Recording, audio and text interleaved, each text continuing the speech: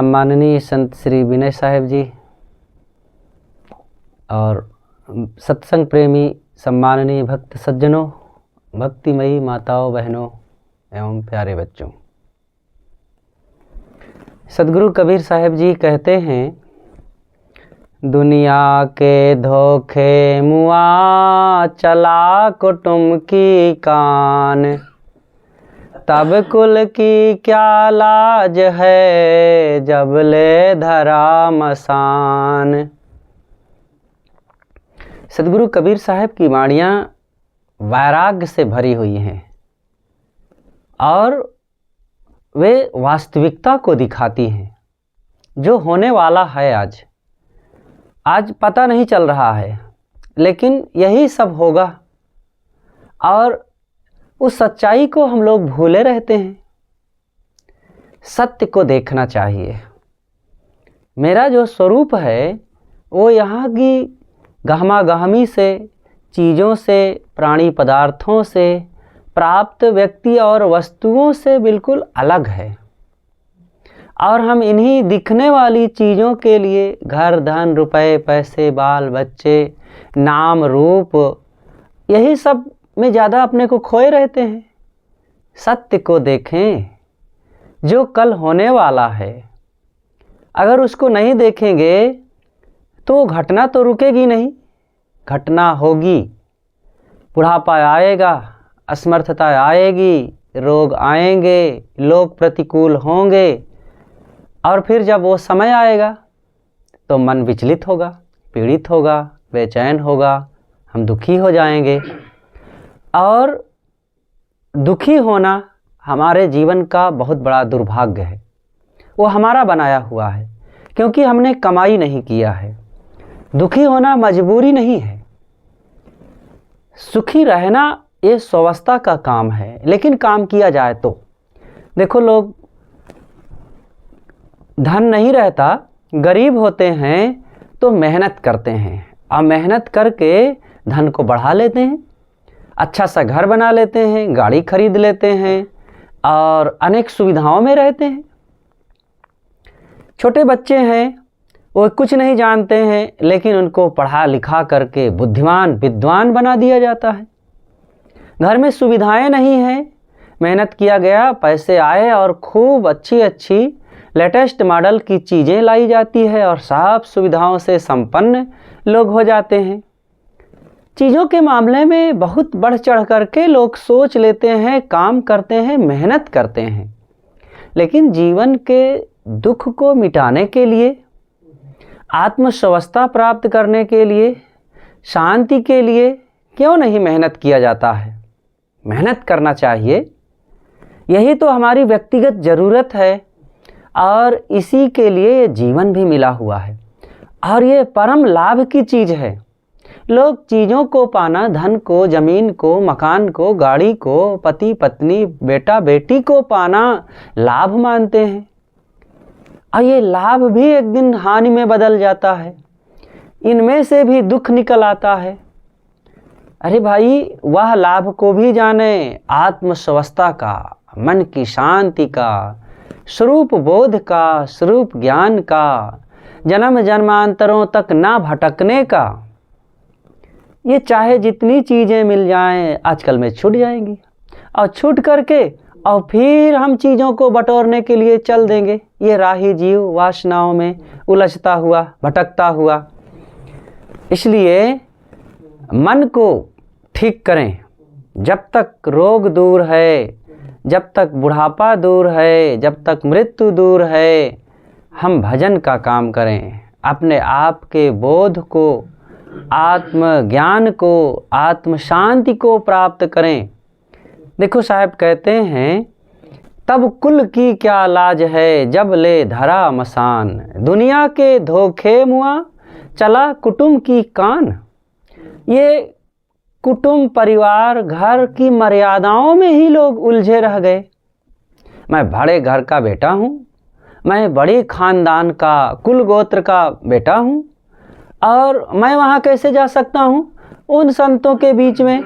वहाँ पता नहीं कैसे कैसे छोटी छोटी जाति के लोग बैठते हैं और वहाँ मैं जा कर के बैठूँ, ये ठीक नहीं है। अब मैं वहाँ नहीं बैठ पाऊँगा, मैं बड़े घर का, बड़े कुल गोत्र का आदमी हूँ, वहाँ मैं जाऊँगा तो मेरा सम्मान घट जाएगा, लोग क्या कहेंगे। ये मर्यादा ही तो आदमी को मार डालती है। क्या मर्यादा है? कौन सी खानदान चाहते हो? कितना ऊंचे होना चाहते हो? अरे आजकल में इस शरीर को गड्ढा में डाल दिया जाएगा, लकड़ी धर करके उसी के बीच में रख करके जला के राख कर दिया जाएगा, और तब फिर कुल की क्या लाज होगी। बड़े खानदान वालों के बीच में बैठे, भले वो शराब पीते हो, रावण के पास बैठेंगे तो ज़्यादा हमारा खानदान ऊंचा हो जाएगा। वो भी तो ब्राह्मण था, वो भी तो बड़ी ऊंच परिवार का और कुल गोत्र का आदमी था, लेकिन लोग उसके पास नहीं बैठना चाहेंगे। इसलिए जहाँ से कल्याण हो, जहाँ से शांति मिले और जहाँ से जीव का बंधन कटे, मन इंद्रियों की स्वस्थता, ज्ञान और भक्ति का विचार मिले, वो काम करना चाहिए। देखो गोस्वामी जी भी कितना मार्मिक वचन कह देते हैं और उनकी वाणियों में कितना तथ्य है। वे कहते हैं, ऊंचो कुल के ही काम को जहाँ न हरि को नाम। वो ऊंचे खानदान, ऊंचा परिवार, इससे क्या मिलेगा। इसलिए ये ऊंच नीच की बातें, ऊंच नीच है मध्य की वाणी, एक है पवन एक है पानी। सदगुरु कहते हैं ये ऊंच नीच की बातों को छोड़ो और ज्ञान विचार में मन को लगाओ, जिससे कि कल्याण हो, जिससे कि बंधन कटे, आत्मस्वस्थता का काम हो। दुनियादारी के चक्कर में पड़ करके ये समय को गंवा रहा है। धोखे में पड़ करके काम नहीं बनेगा। सदगुरु कहते हैं, उम्र सब धोखे में खोए दियो। ये सब धोखे में समय बीत जाता है।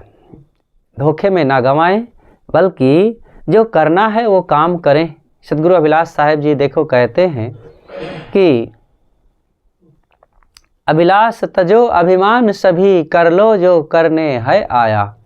मत मान करो मत सान करो, ये जीवन 2 दिन की माया। मत यौवन का अभिमान करो, जल बुंद ढले तेरी काया। इसलिए ये चीज़ों के अहम में और प्राणी पदार्थों की उपलब्धि में यह मन हमारा बड़ा पुलकता रहता है कि ये मिल गया, वो मिल गया। क्या मिल गया? जो मिलना था उसको पाए नहीं। जिस चीज़ को पा करके सारा दुख मिटे, वह काम किए नहीं। अब बस चीज़ों की गहमा गहमी और प्राणी पदार्थों की उपलब्धि में ही समय को गंवाता रहा और कुछ पाया वाया नहीं।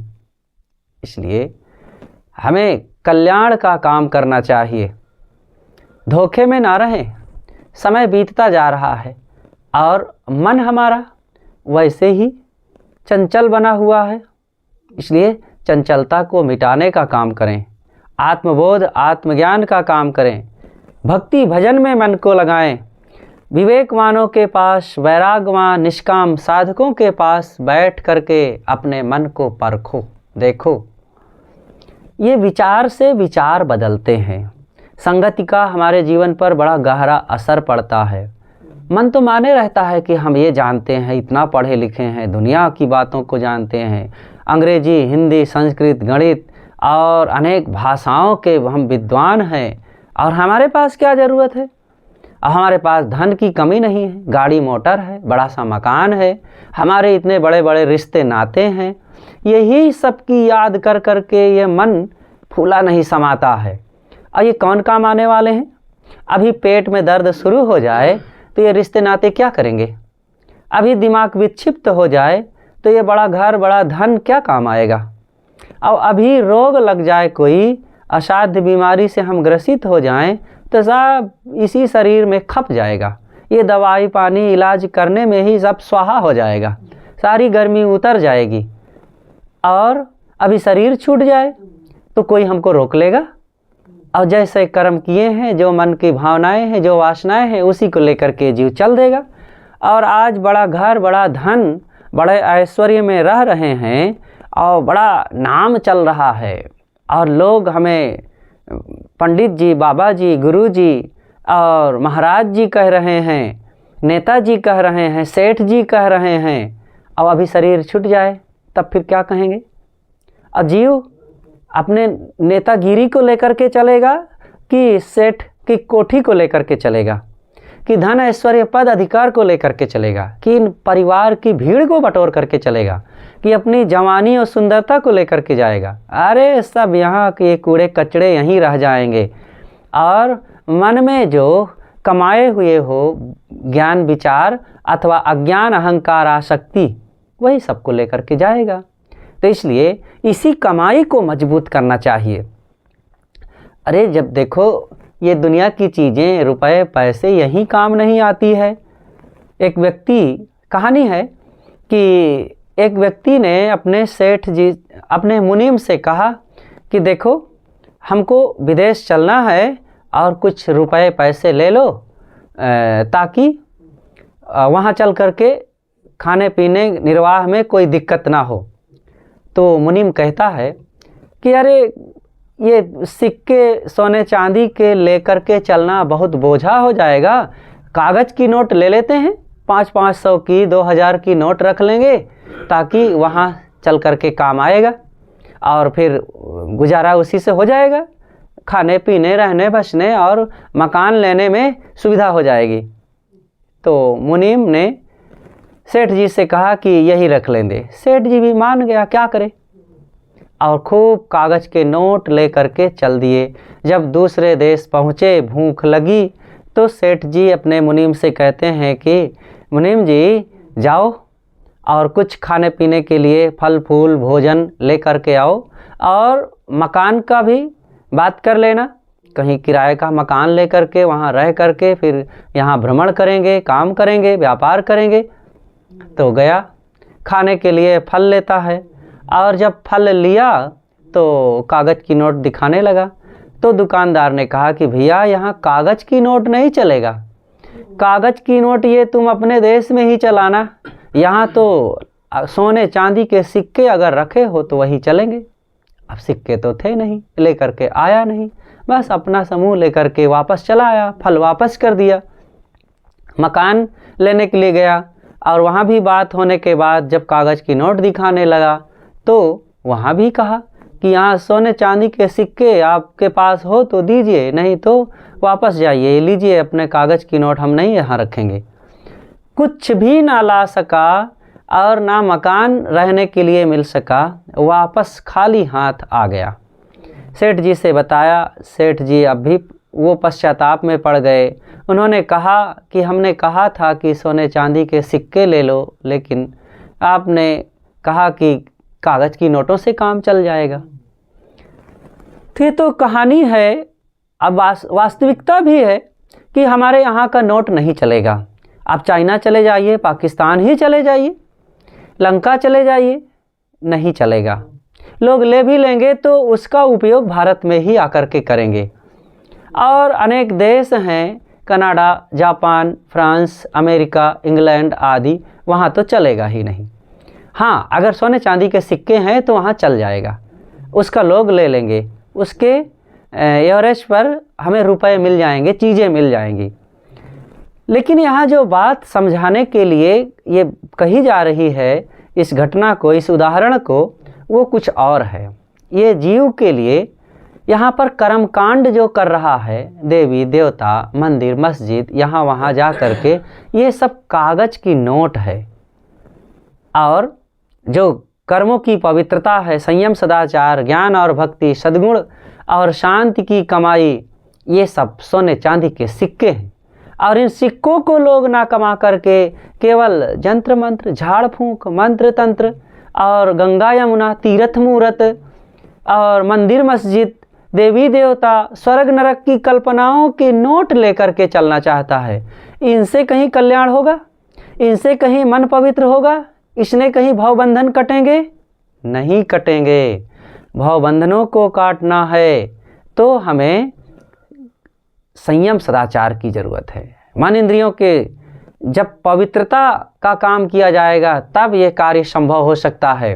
इसलिए इसके लिए हमें ध्यान देना चाहिए और इन मर्यादाओं में पढ़ कर के हमने गुरु संतों की संगत किया नहीं, सत्संग में बैठे नहीं, और फिर इस वहाँ जब गए नहीं तो यह ज्ञान हमें मिला ही नहीं कि साधना करना चाहिए, त्याग करना चाहिए, निष्काम बनना चाहिए, अहंकार को मिटाना चाहिए, भक्ति और बोध में जीना चाहिए। ये काम हुआ नहीं, और ये काम हुआ नहीं तो मोह माया बढ़ती गई।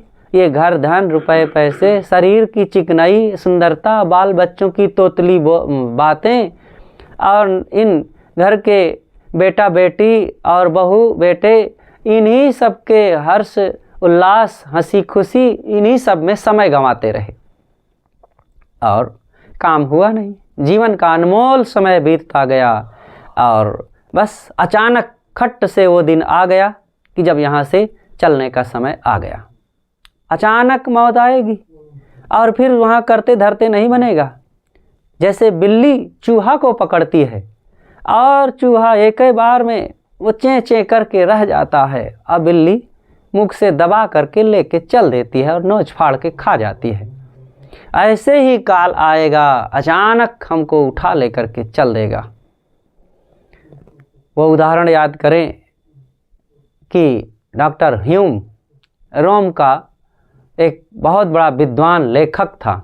उसने एक पुस्तक लिखा और कल्पना में उसने लिखा कि मानो मौत आ गई और वो कहती है कि डॉक्टर ह्यूम चलो, तुम्हारे लिए विमान खड़ा हुआ है और यमराज तुम्हें लेने के लिए आए हुए हैं और स्वर्ग चलना है, चलो।